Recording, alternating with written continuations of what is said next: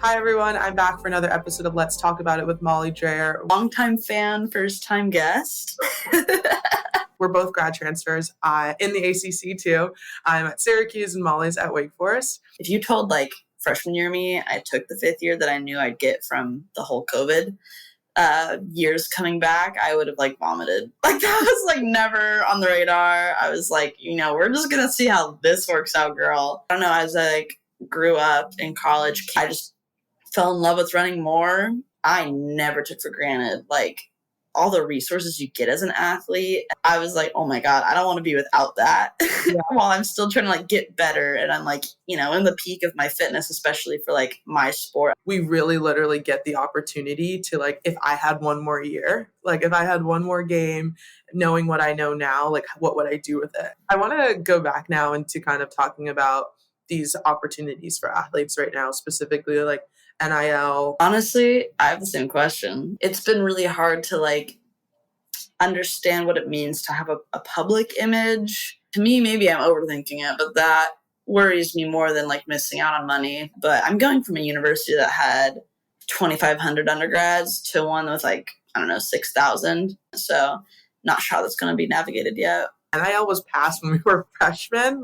Yeah. It wasn't really a thing until we were sophomores. It's really common for us to not really understand NIL or really the power of it. It's really cool if you succeed, but the kind of growth to get there isn't always the coolest. And that's definitely something I've battled throughout my college experience and ultimately just decided to try. I liked how you phrased the NIL stuff.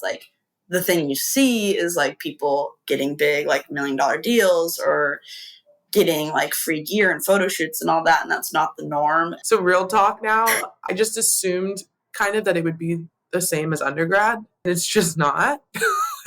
I am the youngest possible person in all of my classes, but the oldest possible person in everything I do with my team. I am Hannah Montana on campus. I'm Miley with the 19-year-olds, and I'm Hannah with the 30-year-olds. I say the Drake lyric, I'm a rookie and a vet.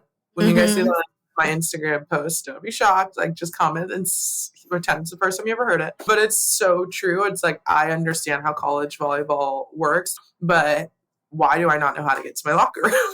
It took me a month to figure out the laundry loop, how to get into the locker, where it was. A lot of the time grad transfers are called in for extra leadership or, different things like that. But then also being wait, exactly how does our system work again? And what's the specifics here? I promise you, I know how to play volleyball. I just need to know how Syracuse plays volleyball. All of my coaching calls and recruiting calls, they were oh, either they didn't want a grad transfer because they didn't want to have to recoach someone, but then the ones who did want grad transfers, they were I want someone to ground my team. I'm is your team in a blender?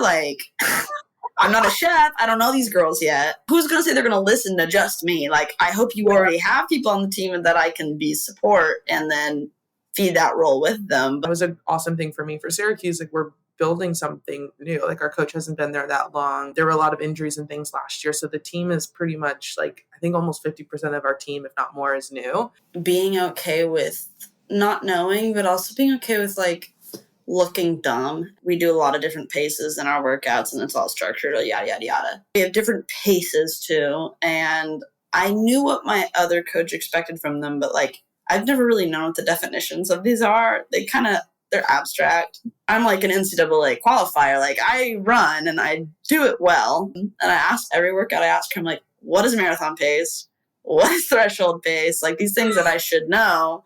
And she's always been nice about it. That's why I love her. Be okay with being baby and not knowing. Be okay with that, but also pick an environment that's okay with you being like that. I can imagine in the job world, we're going to have a job one day. You're going to work there for years and then you're going to want to switch it up and see something new. Being used to that and being comfortable with introducing yourself to new people and, setting up new friendships and all of that is huge. We're going to tie this whole conversation together. It's you didn't fall out of a coconut tree. You are the context of your surroundings. And that goes to the grad transfers out there. We were recruited to our schools and we chose our schools because of the experience that we had before and the players that we are in all aspects. So I do really think like leaning into that experience and not just trying to get rid of it, allowing it to add to the experience is only going to help us in the future. But if you are a grad transfer out there or considering a grad transfer, comment, send us DMs, whatever. We want to help. And Molly, thanks for coming on the show today. Hey guys, it's Sydney. I hope you enjoyed this episode of Let's Talk About It. If you did, make sure to leave a review and send it to a friend. Let's keep this conversation going. I'll see you guys next week.